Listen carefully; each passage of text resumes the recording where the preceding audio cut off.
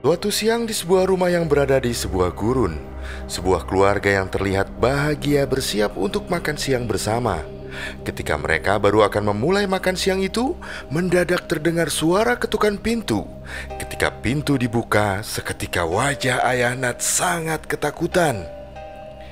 Ternyata di balik pintu telah muncul seorang perampok tersadis di Texas. Dengan santai, bos perampok bernama Rufus itu lalu duduk di meja makan. Kemudian menodongkan pistolnya ke arah Nat dan ibunya. Salah satu anak buah Rufus dengan tato kalajengking di tangannya memegangi Nat. Ayah Nat terus memohon agar keluarganya dilepaskan. Namun dengan kejam, Rufus langsung menembak ayah dan ibu Nat di depan matanya.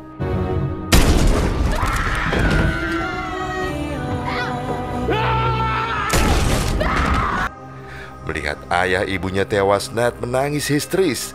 Yang tersisa kini hanyalah tinggal Nat. Perlahan Rufus mengeluarkan pisau dan membuat tanda salib di dahi Nat. Kemudian pergi begitu saja, meninggalkan bocah itu sendirian bersama jasad kedua orang tuanya. Puluhan tahun berlalu. Suatu hari anak buah Rufus dengan tato kalajengking masuk ke sebuah gereja. Di dalam gereja ada seseorang yang sedang duduk di depan altar. Ketika disapa, sambil tersenyum orang itu mengatakan jika hari ini dia sangat senang dan bersyukur. Akhirnya Tuhan mengabulkan doanya. Sudah lama sekali dia pergi berkelana mencari keberadaan pria yang ada di hadapannya sekarang. Pria bertato kalajengking. Orang itu kemudian menunjukkan luka tanda salib di dahinya.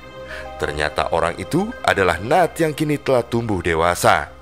Tanpa menunggu lama, dengan wajah dingin Nat langsung menembak anak buah Rufus itu hingga tewas.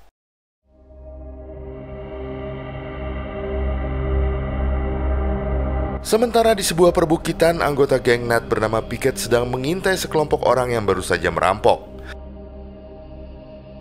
Ternyata geng Nat adalah spesialis perampok yang merampas hasil rampokan perampok lainnya. Ketika komplotan perampok itu mendekat, Pickett menembaki mereka satu persatu. Ketika tersisa 3 perampok lagi, teman Pickett yang bernama Jim datang membantu hingga tinggal tersisa 1 orang. Perampok tersebut mengatakan jika mereka adalah bagian dari komplotan Rufus. Siapapun yang berani mengganggu itu sama seperti sedang menggali kuburannya sendiri. Mendengar nama Rufus, Pickett memutuskan membawa perampok itu ke markas mereka. Malam harinya di sebuah bar, ketika Nat dan pacarnya yang bernama Mary sedang asik berduaan, Pickett muncul dan memberitahu bahwa dia berhasil menangkap anak buah Rufus. Nat langsung menemuinya dan bertanya di mana keberadaan Rufus sekarang. Sambil tersenyum, pria itu menjawab saat ini bosnya sedang dipenjara. Tapi besok Rufus sudah pasti bebas dan akan kembali ke markas mereka di kota Redwood. Setelah mendapatkan informasi, Nat segera melepaskannya. Esok harinya terlihat anak buah Rufus yang bernama Trudy berdiri di tengah lintasan kereta api. Tak lama kemudian kereta datang dan berhenti tepat di depannya. Ketika masinis keluar, Trudy langsung menembaknya. Anak buah Rufus yang lain kemudian masuk ke dalam gerbong. Di dalam gerbong, anak buah Rufus yang bernama Cherokee berhadapan dengan seorang tentara muda. Cherokee mengancam akan membunuh seluruh penumpang di kereta itu bila tentara muda itu tak menurunkan senjata dan membiarkan mereka lewat. Tentara muda itu kemudian dijadikan sandera, dan akhirnya komplotan Rufus bisa masuk ke gerbong tempat Rufus dikurung. Akhirnya bos geng terkejam di Texas itu berhasil dibebaskan.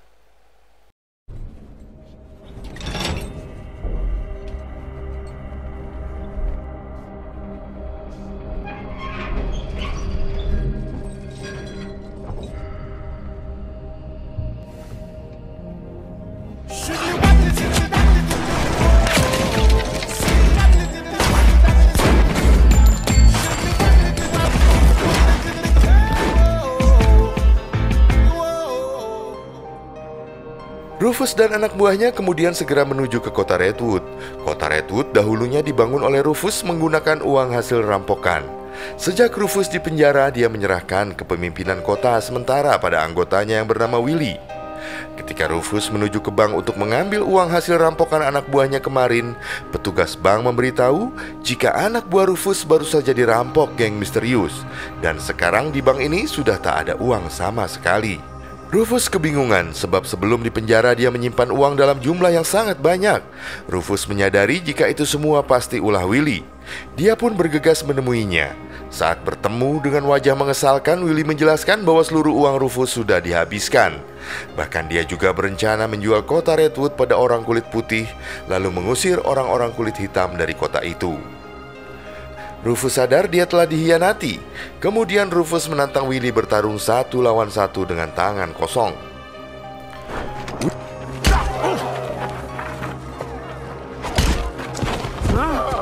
Here you go.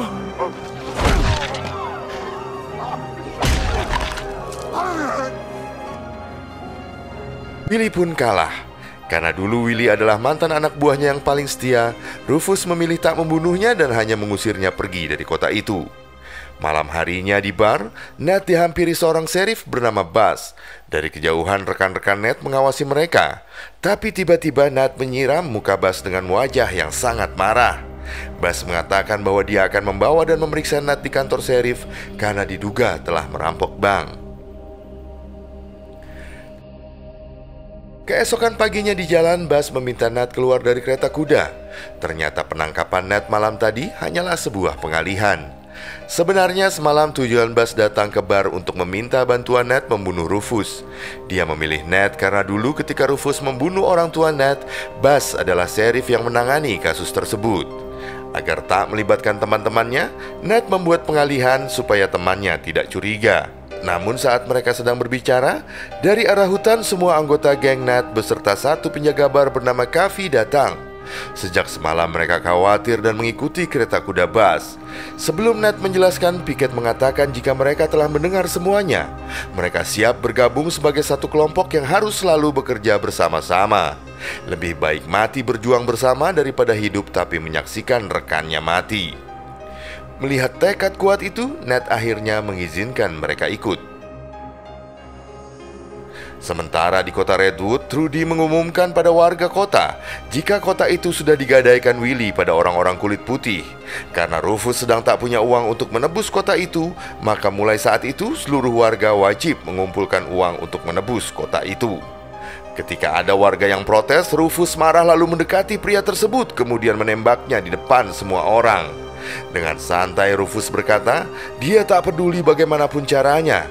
Dalam waktu 3 hari semua uang harus segera diserahkan atau keluarga mereka akan dibantai. Sementara itu di dalam hutan, Willy dihadang oleh geng Ned. Buzz yang tahu Willy adalah wali kota Redwood mencoba menggali informasi tentang Rufus. Willy menasehati agar mereka jangan ke kota Redwood dengan tangan kosong, karena saat ini Rufus sedang butuh banyak uang untuk menyelamatkan kota.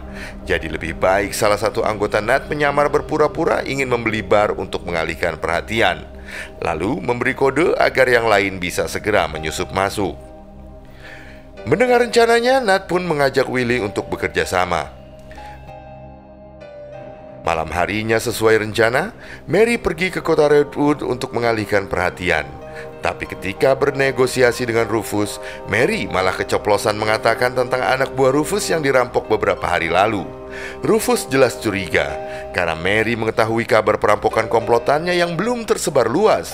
Rufus mengetahui jika Mary pasti salah satu perampoknya. Dia terus mendesak dan memancing agar Mary mengakui perbuatannya. Tiba-tiba, Trudy memukul kepala Mary. Esok harinya ketika hari mulai sore, Ned khawatir sebab Mary belum juga kembali. Ned kemudian memutuskan menyusulnya ke kota Redwood. Melihat kedatangan Ned, Trudy berkata dia mengetahui jika geng Ned yang merampok anak buah Rufus beberapa hari lalu. Jika Ned ingin Mary selamat, maka dia harus mengembalikan seluruh uang Rufus besok ditambah dengan denda. Jika sampai besok uang tersebut tak dibawa, maka Mary akan dieksekusi. Keesokan paginya di hutan, geng Ned mulai menyusun rencana. Ned mengatakan hanya ada satu cara untuk mendapatkan uang sebesar itu, yaitu dengan merampok bank. Selama ini gengnya punya banyak pengalaman merampok, jadi mereka pasti dengan mudah melakukannya.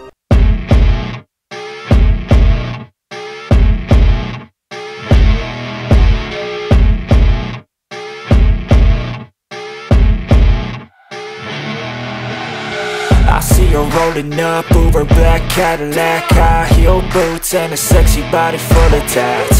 Baby's bad, oh baby's hella bad. After her there ain't no coming back. Wanna take a run at that. I think she's feeling me, turn it up a few degrees. My imagination of her body gets the best of me. Oh gosh, she's such a tease, bitten lips, bruised knees. I'm addicted to her, need her touching me. Cause she got a bad little waist, and we tearing down this place. Off the liquor that we chase, Casamigos to the... Mereka semua akhirnya berhasil kabur. Di hutan selesai menghitung uang, mereka kaget melihat Willy datang membawa banyak senjata dan amunisi. Willy mengatakan bahwa dia mencurinya dari gudang senjata milik Rufus. Kemudian setelah semua siap, misi penangkapan Rufus dan penyelamatan Mary pun dimulai. Buzz datang seorang diri terlebih dahulu dengan naik kereta kuda kosong dan berpura-pura membawa uang yang diminta. Rufus terus memantau setiap gerak-gerik Buzz. Tak lama kemudian Cherokee menyambutnya. Ketika anak buah Rufus lain mendekati kereta kuda, Buzz dan Cherokee jalan menjauh. Mendadak kereta kuda tersebut meledak. Beberapa anak buah Rufus tewas di tempat. Buzz mengatakan jika ini hanyalah sebuah permulaan. Rufus harus menepati janjinya melepaskan Mary. Dari kejauhan Ned pun muncul. Ned dan Rufus saling bertatapan penuh aroma permusuhan. Kavi lalu masuk membawa kereta kuda berisi uang perjanjian, sementara Pickett menyusup ke atas bangunan. Karena tak ingin uangnya benar-benar diledakkan, Mary pun kemudian dilepaskan. Ketika ingin menghampiri Mary, Cherokee menodongkan pistolnya ke arah Ned. Dari belakang Jim muncul dan menodong Cherokee. Situasi jadi sangat tegang. Cherokee kemudian menantang Jim berduel 1 lawan 1. Namun ketika Jim sedang menghitung mundur, Cherokee curang dan menembak kepala Jim sebelum hitungan selesai.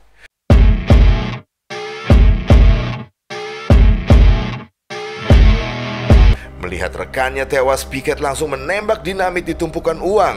Pertempuran antara dua geng itu pun tak bisa terelakkan.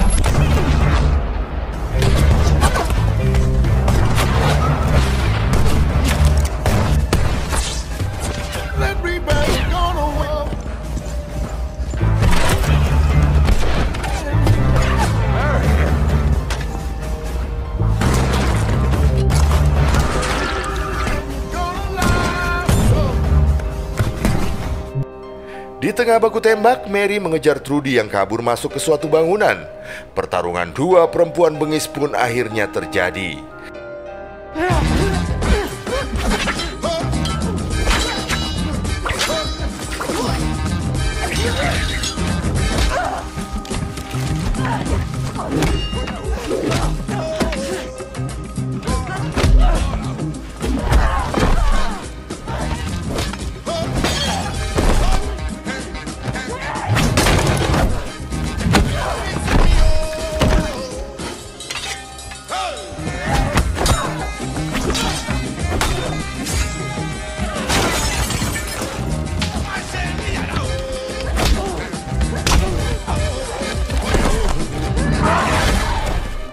Dan Trudy akhirnya tewas di tangan Mary. Sementara Buzz dan Ned masih berusaha melawan anak buah Rufus lainnya. Dalam pertempuran itu bahunya terkena tembakan. Beruntung ketika kepala Ned akan ditembak, Buzz menembaknya lebih dulu. Buzz kemudian membawa Ned berlindung ke tempat aman. Dari belakang anak buah Rufus terus menembaki mereka. Di tengah gempuran tembakan, Ned teringat masa lalunya. Masa lalu ketika Rufus membuat tanda salib di dahinya setelah membunuh kedua orang tuanya. Amarah Ned meledak, dia nekat keluar kemudian menghabisi seluruh anak buah Rufus sendirian. Sementara itu, Willy berhasil menyusup dan bertemu dengan Rufus. Rufus mengatakan bahwa dia menyesal telah membiarkan Willy si pengkhianat pergi dari kota itu hidup-hidup. Dengan dingin sebelum Willy bicara, Rufus langsung menembak dinamit di kantong Willy hingga meledakkan tubuhnya. Di tempat lain, Pickett dan Kavi masuk ke dalam bar. Ketika sedang mengatur rencana, mendadak Cherokee muncul menembak Pickett. Kavi yang marah melihat kelicikan Cherokee menantangnya bertarung seperti koboi sejati.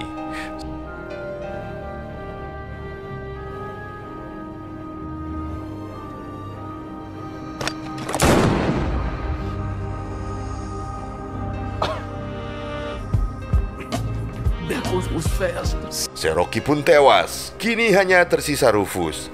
Nat segera menemui Rufus dengan dendam di dadanya.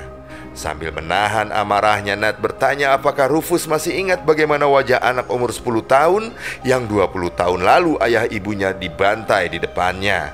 Anehnya Rufus mengatakan jika dia iri pada Nat karena ayah Nat sangat baik sedangkan ayahnya jahat. Rufus bercerita ketika dia masih kecil, ayahnya selalu menyiksanya habis-habisan. Hingga suatu hari ketika ayahnya sedang mabuk dan akan menghajarnya, sang ibu datang berusaha melindungi Rufus kecil. Tanpa rasa kasihan sedikit pun, ayah Rufus langsung menembak mati sang ibu, lalu kabur membawa semua harta di rumah, meninggalkan Rufus kecil sendirian bersama jasad ibunya. Sejak kejadian itu, Rufus tumbuh menjadi seorang penjahat kejam penuh dendam seperti saat ini. Bertahun-tahun dia berkelana mencari keberadaan ayah brengsek itu sampai akhirnya anak buahnya memberitahu jika ayah Rufus telah hidup bahagia di suatu rumah kecil di tengah gurun pasir bersama istri baru dan anak kecil bernama Nat. Alasan kenapa dulu Rufus membiarkan Nat hidup karena mereka punya ayah yang sama. Itu berarti Nat adalah adik kecilnya. Jika suatu hari nanti Rufus harus mati, maka dia ingin mati di tangan keluarganya sendiri, yaitu Nat. Mendengar cerita Rufus, Nat tak percaya begitu saja. Sambil menangis dia berkali-kali mengatakan bahwa Rufus pasti sedang berbohong. Rufus lalu berteriak jika Nat benar-benar membencinya, maka bunuhlah kakakmu ini sekarang juga. Rufus akhirnya tewas di tangan adiknya sendiri.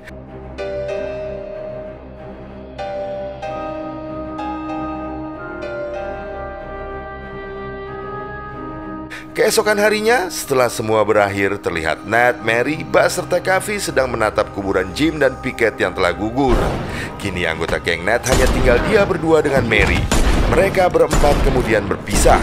Kavi kembali ke barnya, Buzz menjadi serif penegak keadilan, sementara Nat dan Mary kembali berkelana.